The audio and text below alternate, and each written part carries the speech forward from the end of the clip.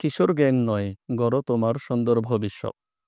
আজকাল আমাদের সমাজে এমন একটি ভয়াবহ চিত্র দেখা যাচ্ছে, যা শুধু অভিভাবক নয়, পুরো সমাজের জন্য চিন্তার কারণ হয়ে দাঁড়িয়েছে। এটি হলো কিশোর গ্যাং কালচার। বর্তমান সময়ে দেখা যাচ্ছে ১৫ থেকে ১৮ বছরের ছেলেরা দল বেঁধে উশৃঙ্খলভাবে ঘোরাফেরা করে এবং তাদের হাতে থাকে লাঠিসোঁটা, কখনো তাদের হাতে দেশীয় অস্ত্র।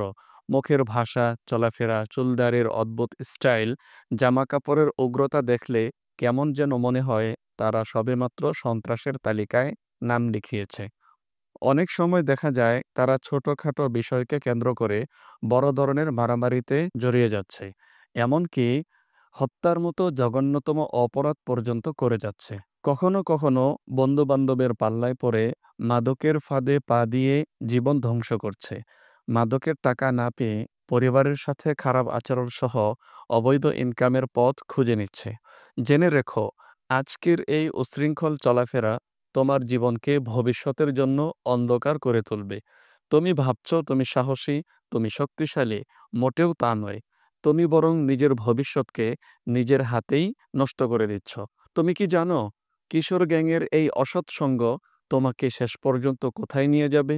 হয়তো জেলখানায়, নয়তো হাসপাতালে, অন্যথায় মৃত্যুর কোলে। যেই মা তোমাকে বুকে আগলে রেখেছিল, আজ সেই মা চোখের পানি ফেলে তোমার জন্য বিলাপ করে অথবা নীরবে কেঁদে বুক ভাসাচ্ছে।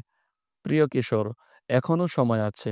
নিজের শক্তি, সাহস, মেধা এগুলো নষ্ট না করে পড়াশোনায় মনোযোগ দাও।